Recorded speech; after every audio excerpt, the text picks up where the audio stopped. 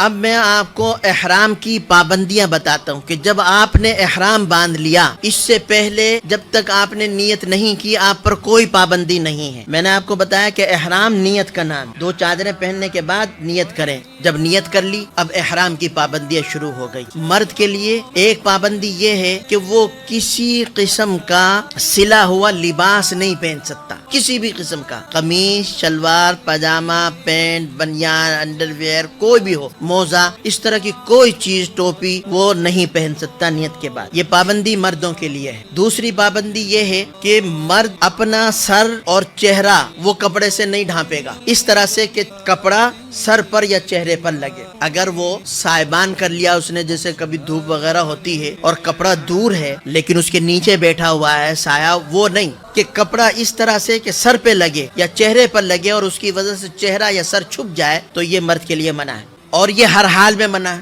سوتے میں بھی، جاگتے میں بھی، اٹھتے بیٹھتے، گرمی ہو سردی ہو، کسی حالت میں بھی وہ اپنا نہ چہرہ چھپائے گا کپڑے سے نہ سر ڈھانپے گا۔ تیسری پابندی، کسی قسم کی خوشبو استعمال نہیں کر سکتے، نہ کپڑے پر، نہ بدن پر، نہ خوشبو والی کوئی چیز اس طرح سے آپ استعمال کریں کھانے پینے میں۔ اگر خوشبو کھانے کی چیز میں پک گئی ہے اس کو تو استعمال کر سکتے ہیں، جیسے زعفران وغیرہ کھانے میں ڈال لیا جاتا ہے اور وہ پک گیا تو اس کو تو استعمال کر سکتے ہیں، لیکن اگر وہ پکی نہیں ہے خوشبو تو اس کو استعمال نہیں کر سکتے۔ پان کھانے کی عادت ہے تو خوشبو والا تمباکو استعمال نہ کریں، کوئی بھی خوشبو والی چیز، صابن استعمال نہ کریں، کوئی آپ کریم وغیرہ لگاتے ہیں چاہے وہ ضرورت کے تحت ہی صحیح زخم وغیرہ پر، لیکن اگر اس میں خوشبو ملی ہوئی ہے تو وہ استعمال نہ کریں۔ کسی قسم کی خوشبو استعمال کرنا حالت احرام میں منع ہے۔ جسم کے کسی، اور یہ پابندی مرد عورت دونوں کے لیے، جسم کے کسی حصے کے بال نہ کاٹ سکتے ہیں، نہ توڑ سکتے ہیں، نہ نوچ سکتے ہیں۔ سر کے بال ہوں، داڑھی کے بال ہوں، مونچھ کے بال ہوں، جسم کے اور کسی حصے کے بال، تو یہ احرام کی حالت میں بال کاٹنا، بال توڑنا، بال نوچنا یہ منع۔ یہ پابندی میں مرد عورت دونوں کے لیے ہے۔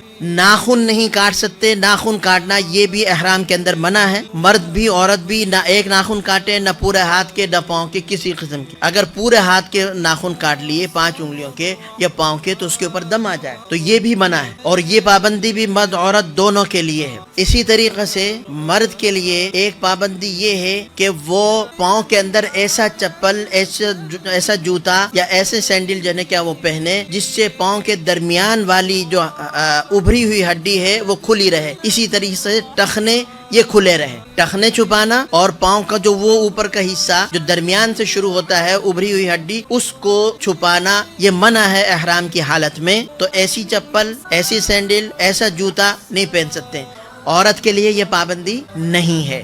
مرد موزے نہیں پہن سکتا، ظاہر ہے کہ جب وہ جوتا نہیں پہن سکتا تو موزہ تو پورا پاؤں چھپ جاتا ہے اس میں۔ عورت موزہ پہن سکتی ہے، عورت کے لیے یہ پابندی نہیں۔ جو عورت اور مرد کے پابندی کا فرق تھا وہ میں نے بتا دیا۔ ان پابندیوں کا لحاظ رکھا جائے جب تک احرام بندھا ہوا ہے۔ اگر آپ نے ان پابندیوں کی خلاف ورزی کی تو اللہ تعالیٰ حفاظت فرمائے۔ پوری کوشش کرنی چاہیے کہ ان پابندیوں کے اوپر عمل ہو، ان کی خلاف ورزی نہ ہو، اور اگر ہو جائے تو اب اس میں مختلف پھر طریقے ہیں اس کی تلافی کے۔